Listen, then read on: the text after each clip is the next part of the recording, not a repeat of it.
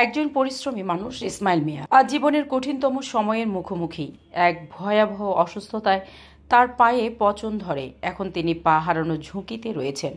জীবনের প্রতিটি মুহূর্তে পরিবারের জন্য নিরলস পরিশ্রম করে গেছেন ইসমাইল মিয়া, কিন্তু হঠাৎ এই ভয়াবহ অসুস্থতা তার স্বপ্ন, সংগ্রাম আর হাসি সবকিছু কেড়ে নিচ্ছে। বহুত জায়গাত গেছি, আমার পুত্রের ঢাকা লইয়া গেছি, সিলেট লইয়া গেছি, হবিগঞ্জ খবর লইয়া গেছি, কোনো কমছে না। একটু বিডা বাড়ি আছিল সামান্য, এখানে বেচাই দিছি। বর্তমানে ভাড়া থাকতেছি, আমার জায়গা নাই, চিকিৎসার জন্য আমি বেচিয়া আমি দিলাইছি। আমি দেখতেছি প্রবাসী ভাইয়া হলতার কাছে আমি একটু সাহায্য চাই। চিকিৎসকদের মতে তার চিকিৎসার জন্য এখন প্রয়োজন ৫ থেকে ৬ লক্ষ টাকা। আল্লাহ নিয়ে আমার পুত্রে সুস্থ করে দিবা। কিন্তু দুর্ভাগ্যবশত তিনি ইতোমধ্যে নিজের শেষ ভিটেমাটি বিক্রি করে নিঃস্ব হয়ে পড়েছেন। বিড়া বাড়ি বিচ্ছা খুব অসহায়, 3টা বাচ্চা লইয়া খুব অসহায় পড়ছে।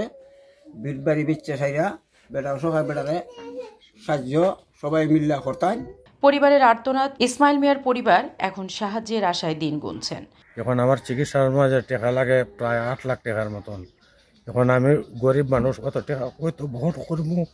আপনারা যদি দেশবাসী এবং প্রবাসী ভাইয়েরা, সাংবাদিক ভাইয়েরা, আপনারা যদি একটু হেল্প করুন, 3টা বাচ্চা কাচ্চা লইয়া আমি আবার সুন্দর মতো চলতাম।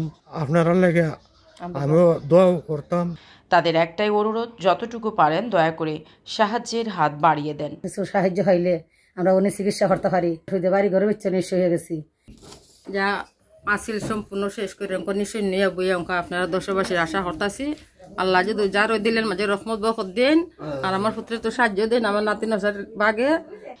একটি ছোট্ট সহযোগিতাও ইসমাইল মিয়ার জীবনে নতুন আশার আলো হয়ে উঠতে পারে।